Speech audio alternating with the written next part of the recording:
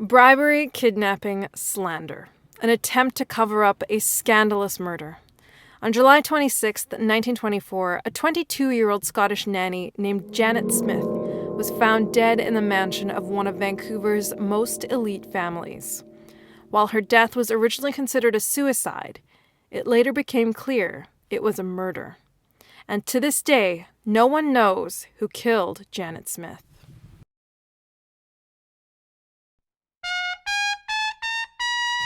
But first, let's set the scene. It's Vancouver in 1924.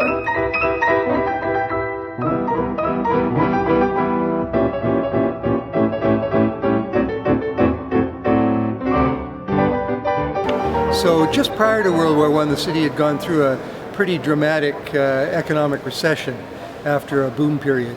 And so slowly during the post-war period and into the early 20s, it was climbing out of that recession. So there were pretty serious economic divides still. There was quite a lot of unemployment in the city and so on.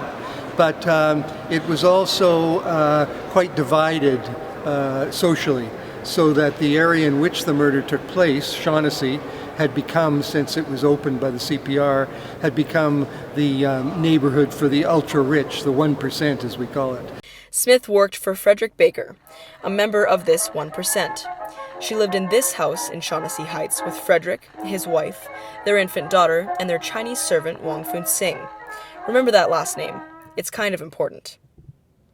Frederick Baker was connected to General A.D. McCrae, the richest man in Western Canada. McCrae had 3 daughters. One of them was married to Frederick's brother. We know this is confusing, but stay with us. General A.D. McCrae built Highcroft Manor. Highcroft was the site of many parties for the Vancouver elite. Parties like this.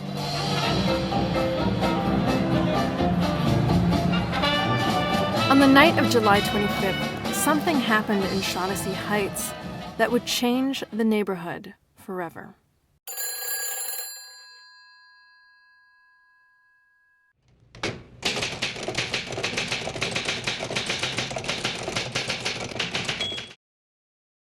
Writer Ed Starkins has extensively studied the Janet Smith case.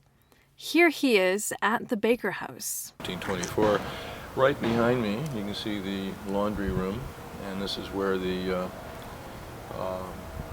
police and medical examiner arrived that afternoon, and they found Janet's body downstairs, and that's when pretty much things started to go awry in the Janet Smith investigation. And awry it went. The police botched the case with a series of errors. They couldn't find the bullet. The blood splatter on Smith's glasses went the wrong way. There were mysterious burns on her body. In addition, somebody ordered her body to be embalmed before a proper autopsy could be conducted. The embalmer said the coroner ordered him to do so. The coroner said he never said that. Dodgy, right? Most grievous, however, was the treatment of Wong Fun Sing. Remember, Sing was the Chinese servant employed with Smith in the Baker household. 1924 was not an easy time to be Chinese in Vancouver. This is Vancouver's Chinatown in the 1920s. It was a bustling, self-contained corner of the city with its own theater, hospital, library, and school system. But the 1920s brought a wave of anti-Chinese sentiment to the city, including legislation that would decimate the area. The 1923 Chinese Exclusion Act banned most forms of immigration to Canada. It was in this racially tense environment that Sing found himself in a difficult situation. He was the one that found Smith's body, and although there was no evidence linking him to the murder, he became an unfair target of suspicion and abuse. A group of people dressed up in Ku Klux Klan outfits descended upon the Baker house, grabbed Wong Fun Sing and carried him away for 6 weeks.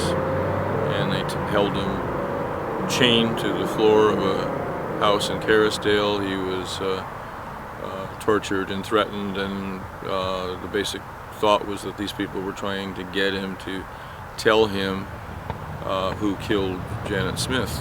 After they found Sing, the Crown immediately charged him with the murder of Janet Smith. Now, the Crown openly admitted that they didn't believe Sing had committed the crime, but they hoped keeping him in jail would flush out the real murderer from Shaughnessy Heights. And much to their credit, the local grand jury dropped the case, ordered the charges against Wong Fun Sing stayed for lack of evidence. It was rather an incredible racist action on the part of the provincial government back then. After his acquittal, Singh returned to China, his reputation destroyed by the racist society of 1920s Vancouver. Admittedly, the murder trial and investigation was a disaster, and investigators never found out who killed Janet Smith. But after years of research, Starkins has a theory. Remember the McRae family? He's the rich guy that threw all the parties. He had 3 daughters. One of them was married to Frederick's brother. But we're more interested in another daughter of his, Lucille. She was romantically involved with her next-door neighbor, Jack Nickel. They were star-crossed lovers, and after the war, they were both married to other people, but still in love with each other. I think they had a party. I think that they were both married, unhappily as it would appear, and their spouses were in other places, and I think they got together with a number of other people, that there was some sort of a dramatic scene, Lucille fighting with Jack perhaps over something, and Janet Smith was awakened, got in the middle of it, was struck in the head by an object, knocked down the stairs, was killed accidentally, and everything that ensued was a cover-up. Despite the fact that we'll never likely know who killed Janet Smith, her story is an important illustration of what Vancouver was like in its early years.